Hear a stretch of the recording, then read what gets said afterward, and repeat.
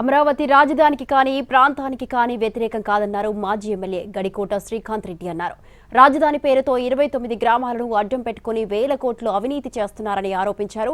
ప్రజాధనం వృధా కాకూడదని మావిగన్ ప్రతిపాదన చేశామన్నారు ఆయన. అమరావతిని కూడా నయా రాయ్పూర్ లాగా మారుద్దామని చూస్తున్నారని విమర్శించారు. ప్రజల తరపున పోరాడుతుంది ఒక్క జగన్, వైసీపీ మాత్రమేనని చెప్పారు.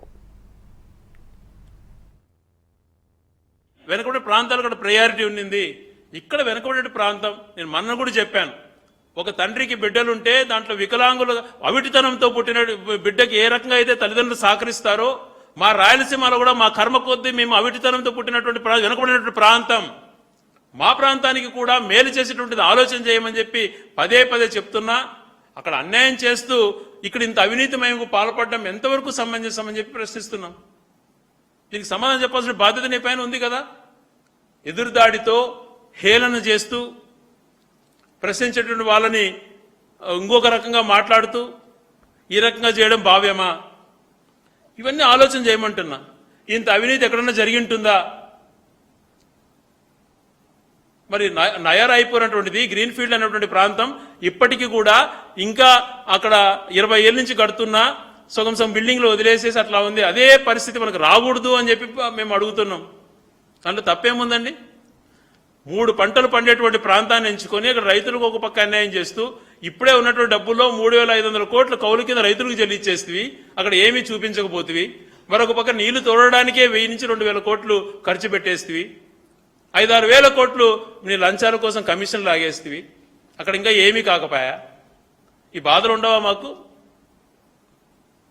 సెంటిమెంట్ రాజేసేసి వీళ్ళకి రాజధాని లేకుండా చేస్తున్నారు అని చెప్పి ఏదేదో మాట్లాడి తప్పుదో పట్టించి క్యారెక్టర్ అసాసినేట్ చేస్తున్నావు తప్పితే జరుగుతున్న పరిస్థితులు ఈ రాష్ట్రానికి ఏదైతే మేలు జరుగుతుందో సలహాలు ఇస్తుంటే దాన్ని హేళన చేస్తారా?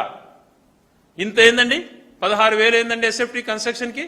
52 లక్షల ఎస్ఎఫ్టీ సెక్రటేరియట్కు, 20 లక్షల ఎస్ఎఫ్టీ అసెంబ్లీ అంటావు. ఆల్రెడీ అసెంబ్లీ ఉండిపోయింది, సెక్రటేరియట్ ఉండిపోయింది, హైకోర్టు ఉండిపోయింది. హైకోర్టు మళ్ళీ 20 లక్షల ఎస్ఎఫ్టీ అంటావు. ఒక 1 కోటి ఎస్ఎఫ్టీ ఈ రకమైన దోపిడీ చేస్తే ఆ భవిష్యత్తు ఆ మిగతా ప్రాంతాల యొక్క పరిస్థితి ఏంటండి? కొన్ని ఇక్కడ డెవలప్డ్ టౌన్స్ అవుతున్నటువంటి గుంటూరు పరిస్థితి ఏంటి? విజయవాడ పరిస్థితి ఏంటండి? వీళ్ళు బతుకొద్దా? మేము బతుకొద్దా? అందరూ బతుకొద్దా? ఒకే చోట వ్యాపారం చేసి నువ్వేదో అనుకున్నావు, ఊహించుకున్నావు, దాన్ని చేయాలని చెప్పి ఇది చేస్తావా? ఈ దోపిడీ పైన భవిష్యత్ తరాలు ఆలోచన చేయరా? నువ్వేమో మభ్య పెట్టేసి ఏదో జరిగిపోతుందని చెప్తావు, మళ్ళీ ఓటు వేయించుకుంటావు, ఏం చేసుకుంటావు తెలియదు. కానీ తర్వాత సఫర్ గారా? భవిష్యత్ తరాలు ఇవన్నీ అనుభవించాల్సినటువంటి బర్డన్ పడదా వాళ్ళ పైన? ప్రజలకు ఎక్కువ ఉపయోగపడే విధంగా సలహా ఇస్తే దాన్ని ఇష్టాంరీతిలో మాట్లాడతావా? 10 లక్షల ఎస్ఎఫ్టీతో తెలంగాణ సెక్రటేరియట్, తెలంగాణ మొత్తం అన్ని డివిజన్స్ హెచ్ఓడిస్ అంతా ఉండేందుకు కేవలం 600 కోట్లతో బ్రహ్మాండమైనది కట్టారు. నువ్వు 52 లక్షల ఎస్ఎఫ్టీ ఓన్లీ సచివాలయం అంటున్నావు.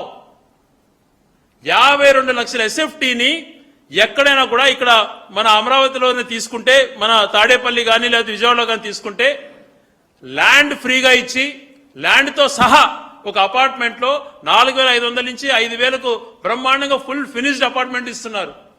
వాళ్ళ లాభం పొంది బయట వ్యక్తులు చేస్తూ ల్యాండ్తో సహా నీకు ల్యాండ్ ఫ్రీగా ఇచ్చి మళ్ళీ మిగతా ఫెసిలిటీస్ అన్ని కూడా శాండ్ లాంటివన్నీ కూడా నీకు ఫ్రీగా ఇచ్చి ఎస్ఎఫ్టీకి 14,000 నుంచి 16,000 తీసుకుంటున్నావే, ఎంత దోపిడండి ఇది? ప్రజలకు ఎక్కువ ఉపయోగపడే విధంగా సలహా ఇస్తే దాన్ని ఇష్టాంరీతిలో మాట్లాడతావా?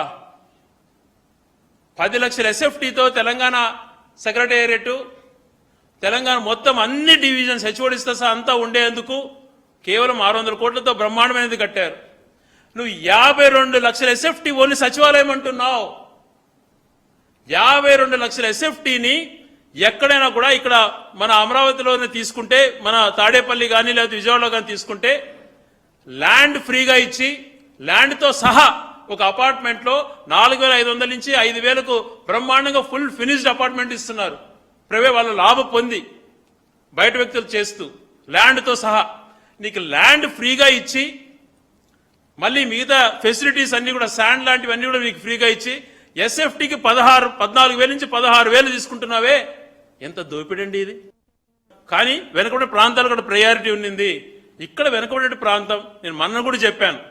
ఒక తండ్రికి బిడ్డలుంటే దాంట్లో వికలాంగులు అవిటితనంతో పుట్టిన బిడ్డకి ఏ రకంగా అయితే తల్లిదండ్రులు సహకరిస్తారో మా రాయలసీమలో కూడా మా కర్మ కొద్దీ మేము అవిటితనంతో పుట్టినటువంటి వెనుకబడినటువంటి ప్రాంతం మా ప్రాంతానికి కూడా మేలు చేసేటువంటిది ఆలోచన చేయమని చెప్పి పదే పదే చెప్తున్నా.